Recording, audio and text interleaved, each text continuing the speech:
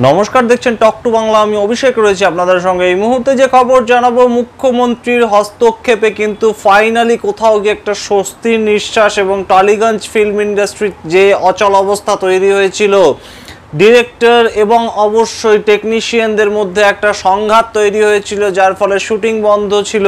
এই সংঘাতকে পেছনে ফেলে কোথাও গিয়ে মুখ্যমন্ত্রীর হস্তক্ষেপে কিন্তু আবারও টালিগঞ্জ ইন্ডাস্ট্রিতে একটা সমতা বজায় ফিরছে এবং সেই জায়গা থেকেই আবারও হয়তো শুটিং শুরু হবে, তেমনই কিন্তু আশ্বাস বা তেমনই কিন্তু সূত্র মারফত খবর। সমস্ত খবর জানাবো আপনাদের। তার আগে অবশ্যই টক টু বাংলার ইউটিউব চ্যানেলটিকে সাবস্ক্রাইব করুন এবং প্রত্যেকটি ভিডিও লাইক, কমেন্ট, শেয়ার করে বন্ধু বান্ধব পরিচিত মহলে ছড়িয়ে দিন। Talk to Bangla.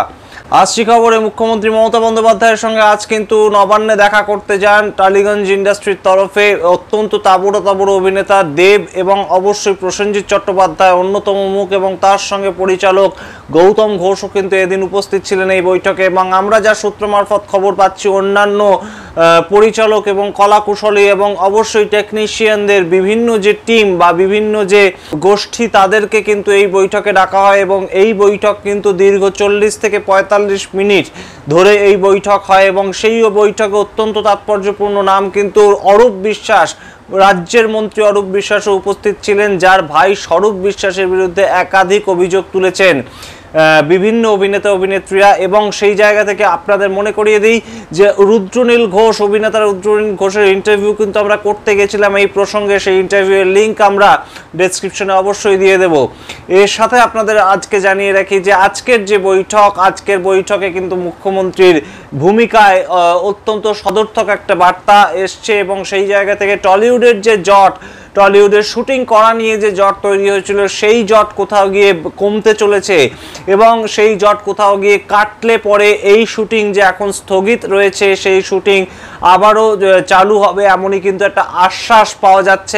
অভিনেতা দেব কিন্তু অলরেডি তার যে এক্স হ্যান্ডেলে তিনি কিন্তু পোস্ট করেছেন এবং তিনি মুখ্যমন্ত্রীকে অত্যন্ত থ্যাঙ্কস বার্তা জানিয়েছেন এবং তিনি বলেছেন যে এই ইস্যু আগামী দিনে রিজলভড হবে এবং অবশ্যই আজকে সন্ধ্যের থেকেই কিন্তু শুটিং শুরু হতে পারে, এমনও কিন্তু খবর সূত্র মারফত। সামগ্রিক ঘটনার যে সূত্রপাত সেটা আপনাদের একবার জানিয়ে দিয়ে, পরিচালক রাহুল মুখোপাধ্যায়, তার বিরুদ্ধে অভিযোগ উঠেছিল কিন্তু তিনি বাংলাদেশে শুটিং করতে গেছেন, এখানকার যারা টেকনিশিয়ান তার শুটিং ফ্লোরে তাদেরকে সঠিক পেমেন্ট না বুঝিয়ে দিয়ে তাদের সঙ্গে পেমেন্টের একটা সমস্যা তৈরি করে তিনি শুধুমাত্র তার চিত্র পরিচালক তাকে নিয়ে তিনি চলে গিয়েছেন এবং তার যে চিত্রগ্রাহক তাকে নিয়ে বাংলাদেশে একই শুটিং করতে চলে গিয়েছেন।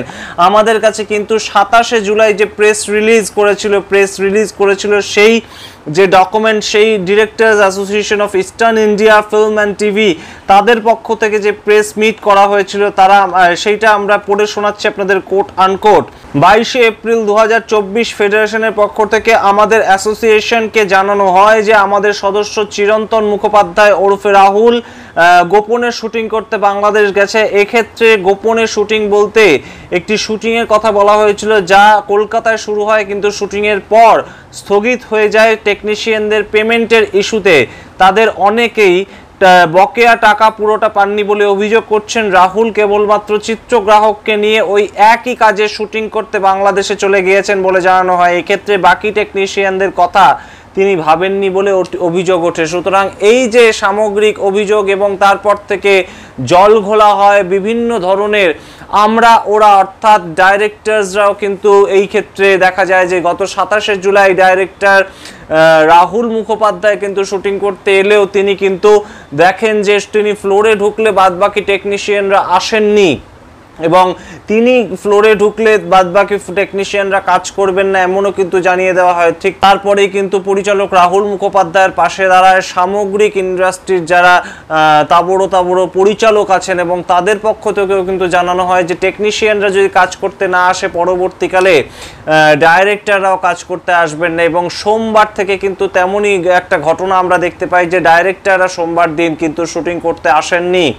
এবং বাদানুবাদ চলছিলই। তার মাঝখানেই কিন্তু মঙ্গলবার 30শে জুলাই আজ দেব প্রসেনজিৎ থেকে শুরু করে গৌতম ঘোষ এবং অবশ্যই অরূপ বিশ্বাসকে নিয়ে কিন্তু মুখ্যমন্ত্রী বৈঠক করেন। যে ছবি আপনারা দেখতে পাচ্ছেন সেই বৈঠকে কিন্তু একটা সদর্থক কথা উঠে এসছে এবং শুটিং খুব শিগগিরই চালু হতে চলেছে টলিপাড়ায়, তা কিন্তু এখন বেশ খানিকটা দিনের আলোর মতন স্পষ্ট। আমরা জানাবো আপনাদের এই সংক্রান্ত আরও নানান খবর। আপনারা দেখতে থাকুন টক টু বাংলা। বলবেন না টক টু বাংলা ইউটিউব চ্যানেলটিকে সাবস্ক্রাইব করতে।